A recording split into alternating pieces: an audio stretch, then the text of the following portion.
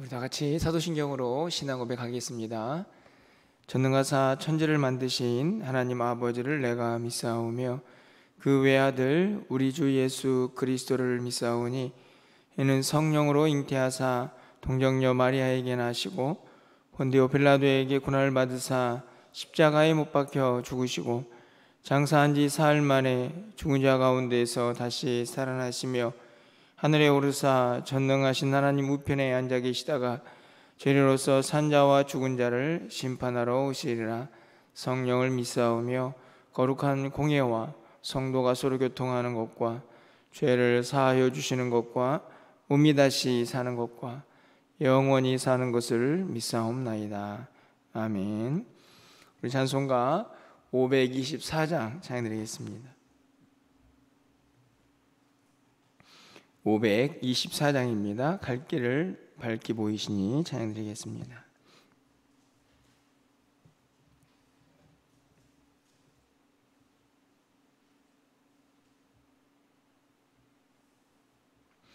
갈 길을 밝게 보이시니 주 앞에 빨리 나갑시다. 우리를 찾는 구주 예수 곧 오라 하시네. 죄악 벗은 우리 영혼은 기뻐 뛰며 주를 보겠네. 하늘에 계신 주 예수를 영원히 섬기리. 우리를 오라 하시는 말 기쁘게 듣고 순종하세. 구주를 믿기 지체 말고 속속히 나가세. 죄악 벗은 우리 영혼은 기뻐 뛰며 주를 보겠네. 하늘에 계신 주 예수를 영원히 섬기리. 주 오늘 여기 계시오니 다 와서 주의 말씀 드세. 듣기도 하며 생각하니 참 진리시로다. 죄악 벗은 우리 영혼은 기뻐 뛰며 주를 보겠네. 하늘에 계신 주 예수를 영원히 섬기리. 아멘. 오늘 하나님 말씀은 열왕기하 9장 27절에서 37절까지 말씀입니다. 열왕기하 9장 27절에서 37절 말씀입니다. 구약성경 578쪽에 있습니다. 한 절씩 교독하고 37절은 함께 읽겠습니다. 유다의 왕 아하시야가 이를 보고 정원의 정자길로 도망하니 예후가 그 뒤를 쫓아가며 이르되 그도 병거 가운데에서 죽이라 하매 이블람 가까운 그루비탈에서 치니 그가 무기토까지 도망하여 거기서 죽은지라.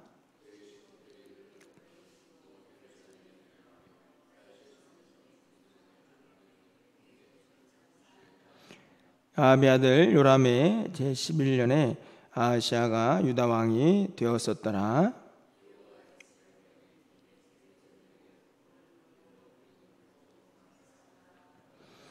예후가 문에 들어오매 이르되 주인을 죽인 너 시므리여 평안하냐 하니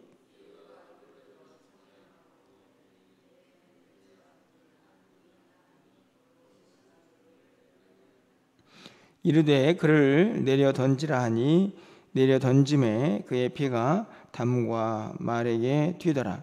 예후가 그의 시체를 밟으니라.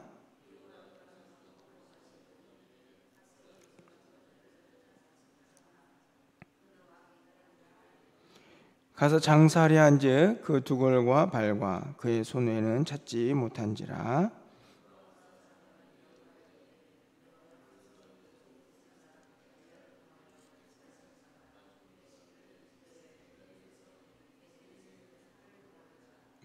37절입니다. 그 시체가 이스라엘 토지에서 걸음같이 밭에 이르리니 이것이 이세벨이라고 가리켜 말하지 못하게 되리라 하셨느니라 하였더라. 아멘. 열왕기 하의 말씀을 통해서 왕들의 이야기를 우리가 살펴보고 있습니다. 이 남과 북이 이제 분리가 되어서 왕조가 형성이 되죠. 우리가 잘 알다시피 남쪽 유다와 북쪽 이스라엘이 왕조를 이루는 가운데에서 가장 큰 차이점이라고 하면 아마도 이 왕조가 하나냐 아니면 계속해서 바뀌느냐의 차이라고 생각이 듭니다. 왕조가 바뀐다라는 말은 그냥 우리식으로 쉽게 생각한다면 이 왕의 이 성씨가 바뀐다, 혈통이 바뀐다 이렇게 이야기할 수가 있습니다. 어느 정도의 변화냐면 우리가 고려 왕조가 있고 조선 왕조가 있죠. 이 성씨가 완전히 바뀌는, 그래서 역사와 또 그 내용들이 완전히 바뀌는 것을 이제 우리가 알 수 있습니다. 엄청난 변화죠. 그런 변화를 이 북이스라엘은 무려 9번이나 경험을 하게 됩니다. 왕이 약 19명에서 20명 정도가 등장을 하게 되는데 그 가운데에서 9명 정도의 새로운 왕조가 들어서는 것을 보면 얼마나 변화무쌍한가 하는 것을 알 수가 있죠. 오늘 본문에는 예후라는 왕이 오므리라는 왕조를 이제 반역을 해서 이제 그들의 입장에서 보면 이제 새로운 왕조를 또 만드는 그런 과정의 모습들을 기록을 하고 있습니다. 왕이 되었으니까 어떻게 할까요? 정적들을 이제 다 제거하죠. 그래서 그 내용들이 이제 어제부터 본문에 나와 있는데 이제 왕도 죽이고, 그리고 오늘 본문에 보면 유다와의 왕이었던 아하시아도 죽음을 맞이하고 또 왕후였던 이스벨도 그 죽음을 이제 맞이하는 그런 내용이 기록이 되어 있습니다. 어떻게 보면은 되게 단순하고 그리고 그냥 이 정적들이 죽어가는 그런 모습으로 기록이 될 수 있지만 오늘 본문에서도 또 우리가 함께 또 기도해야 될 내용들이 있지 않나 하는 생각들을 갖게 되는데요. 먼저 오늘 27절부터 29절까지 있는 이 아하시아 왕의 죽음입니다. 사실은 지금 이 예후나 뭐 오므리 왕조, 우리가 알고 있는 이세벨과 이 아합이라는 이제 많은 죄를 범했던 그 왕들로 대표가 되는 왕조죠. 그 오므리나 또 오늘 본문에 있는 뭐 예후나 다 어디 이야기냐면 북이스라엘 쪽의 이야기입니다. 그러니까 이제 거기에서 반역이 일어나고 뭐 누가 죽고 뭐 이런 것들이 뭐 지극히 당연해 보이는데, 근데 왜 갑자기 남유다의 왕인 아하시아가 이 예후에 의해서 죽음을 맞이하느냐 하는 것이죠. 그리고 27절 말씀을 보면 유다의 왕 아하시야가 이를 보고 정원의 정자길로 도망하니 예후가 그 뒤를 쫓아가며 이르되 그도 병거 가운데에서 죽이라 하며 이블람 가까운 그룹 이탈에서 치니 그가 무기토까지 도망하여 거기서 죽은지라 이렇게 되어 있습니다. 이 되게 그런가 보다라고 생각할 수 있는데 저는 굉장히 심각해 보이는 그런 사건입니다. 아까도 말씀을 드렸듯이 지금 북이스라엘에서 일어난 이 반역과 또 왕조의 탄생인데 그 격변기에 이 남유다에 있는 왕이 죽음을 맞이하고 있는 것이죠. 사실은 어처구니도 없고 어떻게 보면은 굉장히 안타까운 모습이라고 볼 수 있습니다. 왜 그랬을까요? 우리가 알다시피 이 아하시아의 어머니는 아달랴라는 사람인데 이 아달랴는 이 아합과 이세벨의 딸입니다. 그러니까 이 남유다가 북이스라엘 그렇게 죄를 많이 범했던 이 아합 왕과 사돈을 맺는 거죠. 그렇게 해서 탄생한 이제 아하시아의 왕입니다. 그러니 이 북이스라엘의 이 악한 범죄, 그들이 행한 악과 이게 끊어지지가 않는 것이죠. 이 남유다는 알다시피 다윗의 혈통이 이어지고 거기서 메시아가 나오는 하나님의 어떻게 보면 선택받은 그런 이제 왕조인데 이게 북이스라엘과 연결이 되어 가지고 이게 악이 끊어지지가 않는 것입니다. 사실은 지금 이 순간도 그 당시의 왕이었던 요람이 아하시야 왕에게 아람을 찌자고 이제 동맹을 맺어 가지고 그렇게 전쟁터에 나가 있다가 오늘 이 죽음을 맞이하는 것이거든요.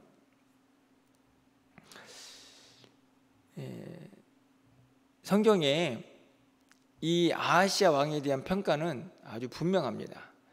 우리가 읽지는 않았지만 8장 27절로 가서 보면 아하시야가 아합의 집 길로 행하여 아합의 집과 같이 여호와 보시기에 악을 행하였으니 그는 아합의 집의 사위가 되었음이라 이렇게 되어 있습니다. 말씀드린 것처럼 이 아하시야는 남유다의 왕이고 뿌리가 달라서 이제는 완전히 다른 길을 가야 하는 그런 왕조가 되었죠.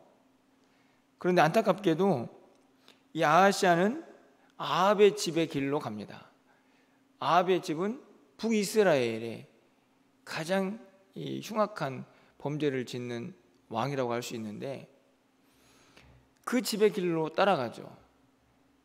그러다 보니 안타깝게도 오늘 이 북이스라엘이 새로운 왕이 들어설 때에 죽음을 맞이하게 되는 그런 상황에 직면하게 됩니다.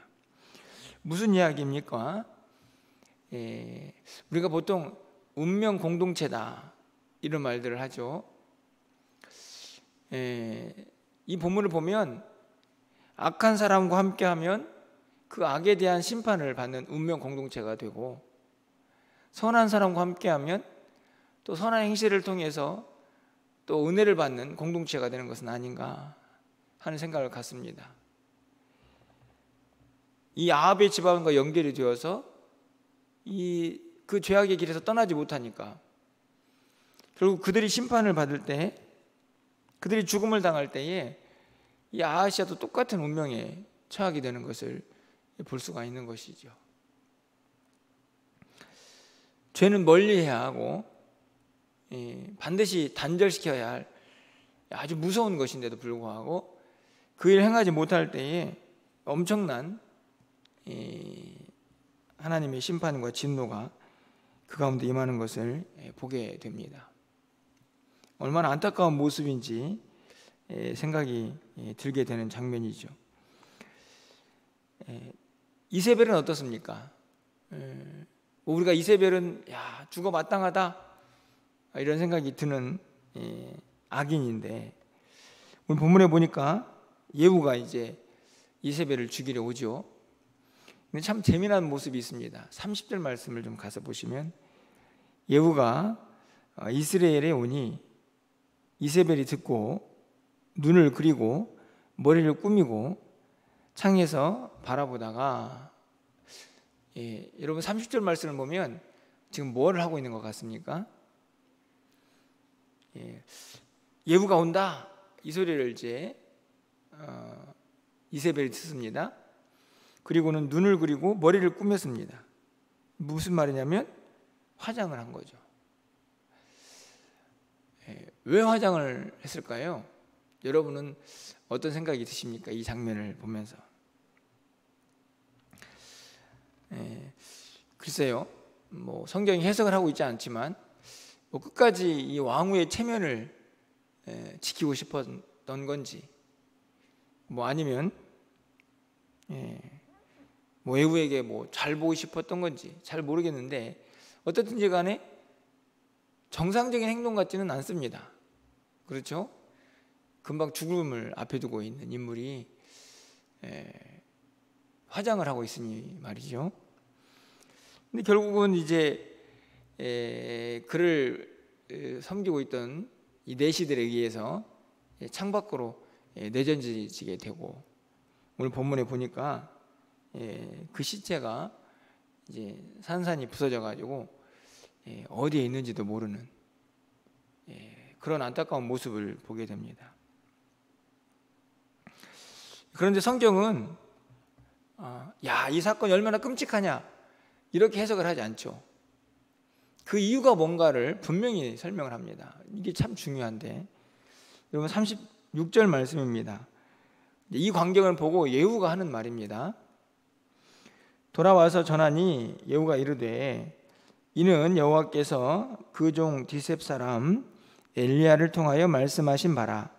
이르시기를 이스라엘 토지에서 개들이 이세벨의 살을 먹을지라. 이렇게 기록하죠.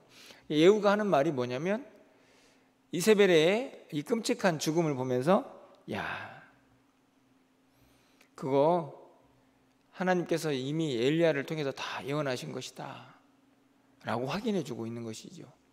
무슨 말씀이냐 하면, 이세벨의 죽음도 인간적으로 보면 끔찍하다, 죽어 마땅하다, 뭐 이렇게 해석을 할 수 있겠지만, 성경은 하나님의 예언의 성취, 이미 이세벨이 어떻게 죽음을 당할 것인가를 선지자를 통해서 말씀하셨는데, 그 말씀이 그대로 이루어졌다 하는 것을 말씀하고 있죠.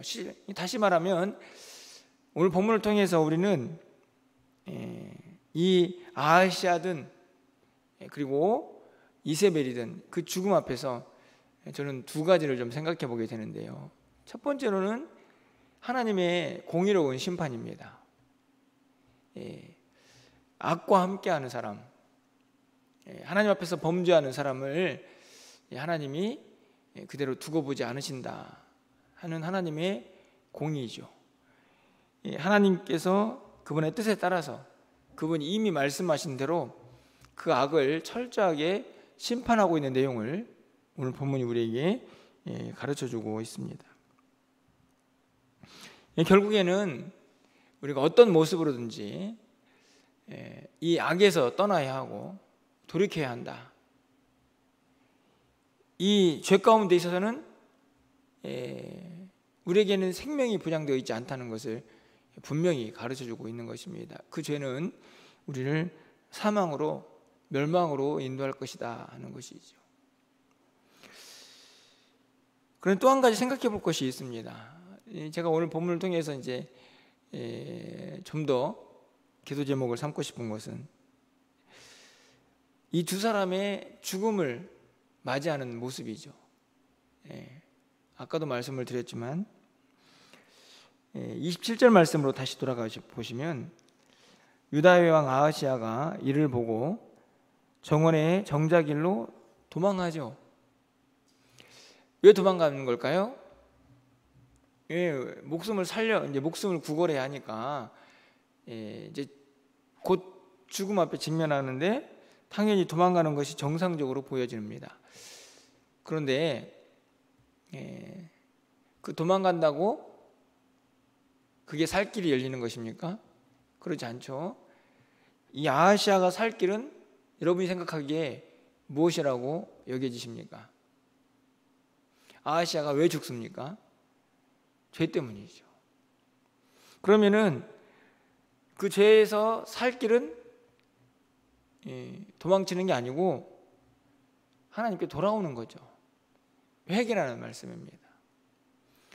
이세벨도 마찬가지입니다. 이세벨이 우리 30절에 있는 말씀을 보시면 예후가 오니까 뭘 했습니까? 화장을 했습니다. 제가 보기에는 지금 화장할 때가 아닙니다. 오히려 뭘 했어야 하냐면 하나님 살려주십시오. 그동안에 지었던 죄를 회개하고 용서를 구해야 되는 상황이라고 보여지는데 어찌된 일인지 아하시아도 이세벨도 회개하는 거리가 먼 모습을 보여주죠. 한 명은 도망치고 한 명은 또 이상하리만큼 화장을 하며 죽음을 맞이합니다. 오늘 본문을 통해서 참 회개가 어렵구나 이런 생각을 하게 됩니다. 회개가 살 길인데 죄 때문에 죽고 있는데 죄 때문에 죽어가고 있는데 그 길을 돌아서는 것이 쉽지 않다 하는 것을 다시 한번 깨닫게 되는 것이죠.